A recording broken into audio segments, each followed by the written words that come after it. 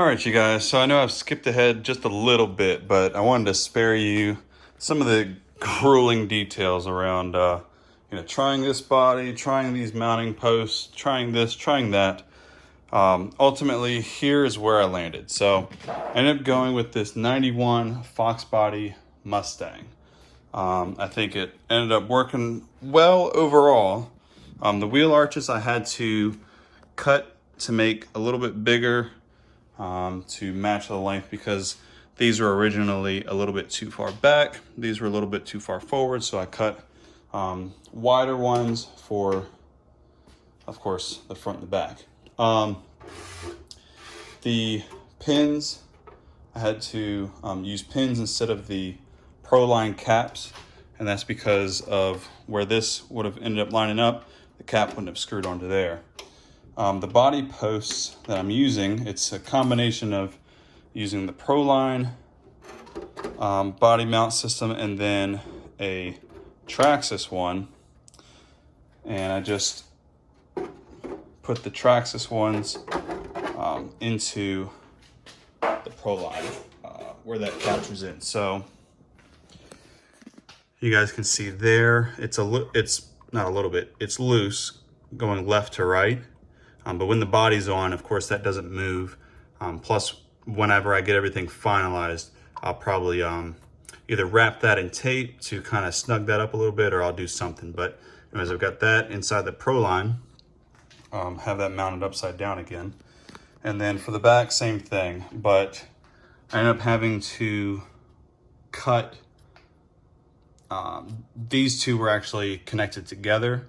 I ended up cutting it, and then that way I can insert these here because these need to be as low as possible. And I didn't want to go too far away from the Proline mount because then it would really start to flex and all that. So the backs were fine. The reason I had to actually buy these was because the cowl hood on the Mustang got in the way. So let me put this back on real quick.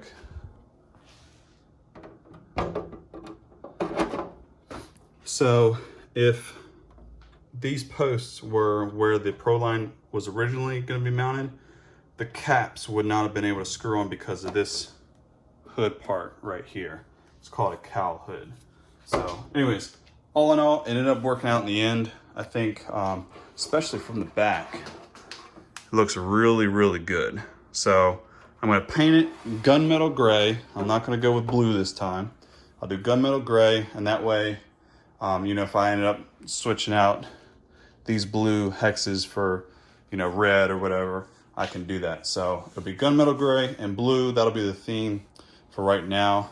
The stickers are much higher quality with this body, unlike the one that I had for the newer Mustang that was too big. So anyways, this is where we're at now. All right, y'all, just finished up another little mod here. So it's a good thing the EC was moved up there because that left a spot open down here. And I made a plate using the old Bandit chassis, squared it off, drilled holes to screw that down, and put a,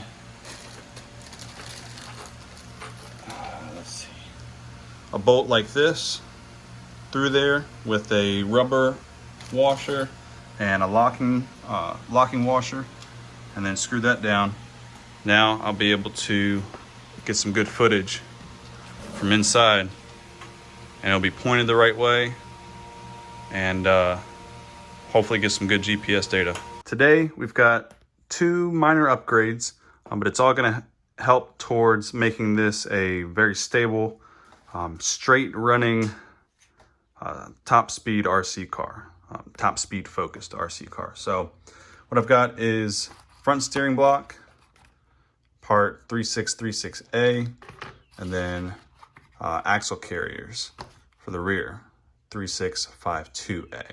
All right, starting with the front, of course, you're gonna have to take the wheels off, and then depending on if you have the stock axles or upgraded ones, will depend on what you need to take that off.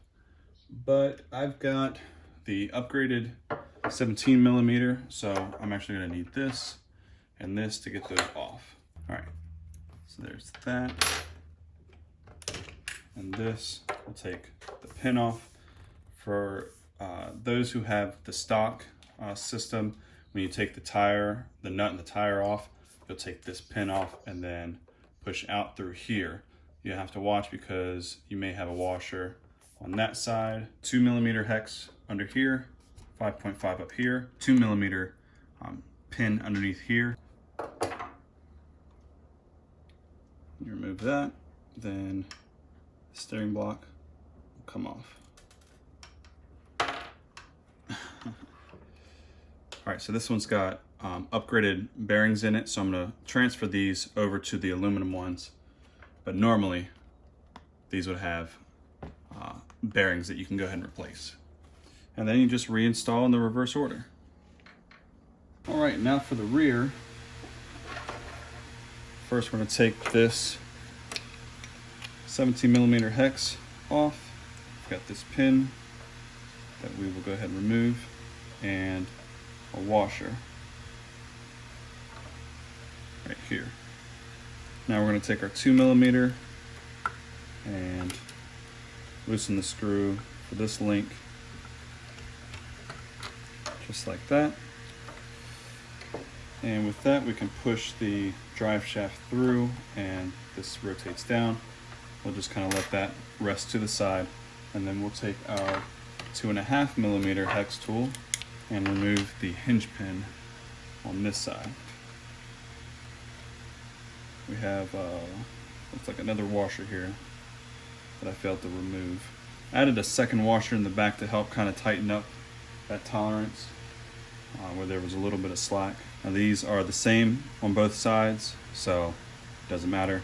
Now since we are screwing into aluminum as well, at least for this link, we're gonna put a little bit of Loctite on this screw. I've got all that prepped. I did go and pick up 3743A steering, bell crank, drag link, all in aluminum. It's got ball bearings in there, it's fully assembled. Of course, this is for a couple vehicles, but we're gonna put it on the Bandit. This will continue our effort to tightening up the steering and hopefully getting a lot of this play, this back and forth. Hopefully we can get a lot of that out with this upgrade. Actually guys, so just real quick, for installing the aluminum steering belt crank, do not put these washers back on. If you go to pull this off and those spacers come off of here, that's where they come from. Leave those off of the new ones, because you'll leave it's a small spacer that looks like this. You'll leave that underneath. Then you'll have the ball bearing and then the rest of it. So if you leave those on, what will end up happening is you'll have a space in between where you put the front bulkhead back on. And of course, at that point, you'll see there's a space. You accidentally left those two larger spacers there. Just take it back off. What I've done is I've actually left this side really, really loose, okay? And the goal is to actually try to balance these new tires I got. So new ribs and tires, they are GRP 8th scale GT. They're 8th scale, but they're pretty small and they're really light. So I think these will actually be a really good alternative to the XO1 wheels that I got that ended up ballooning, the belt ripped and all that. These have no foam underneath the tires, and the compound it's an S7 compound, which is medium to hard and should be good for asphalt running. Anyways, I've left this really, really loose so that I can mount this up onto the hex here. And then, let me back the camera up. Notice how that's kind of spinning and rocking. If I give that a little spin, we can see that there's a heavy spot, but this enables it to spin really freely as it falls off there. But you see what I mean. I will I'll tilt this back a little bit when I actually do the balancing. I might put one of the tires, you know, under here. But basically, whenever there's a high spot, I'm gonna go and take one of these, which is basically just like glue strips, and put it on the opposite side to help balance out these tires. That will really help reduce the shaking and the vibration, and it'll just help running overall. So I'll balance these, I'll put them on, and then I'll see how these new tires line up with the existing body. All right, you guys, so I've got the tires balanced and everything on. However, I think with the way that the front was set up for the A-arms and the skinnier tires, these are not really gonna work for up front. You can see here, if I lift up, this will end up hitting the body right there because of that width. So I think what I'll end up having to do is just put those skinny tires from the original skinny tires back up front, and then keep these back here. I think those skinny tires up front, there's no power going to those wheels, obviously, and so we shouldn't risk any, you know, blowout from it spinning too fast. And you know, if we do, then we'll just have to get skinny front tires, which again, ultimately that's fine because now we've got a replacement set for the rear.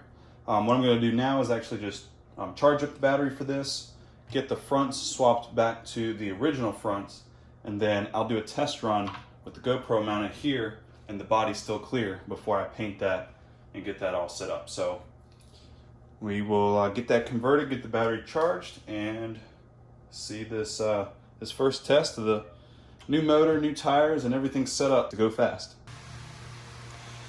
All right, Skinny's back up front. Now it's ready for a test run. Make sure you guys subscribe, like the video, set notifications so that as soon as we get a fresh run with this, hopefully new top speed, you'll be alerted as soon as that video goes up. All right, thank you guys so much for watching. I'll see you in the next one. Take care.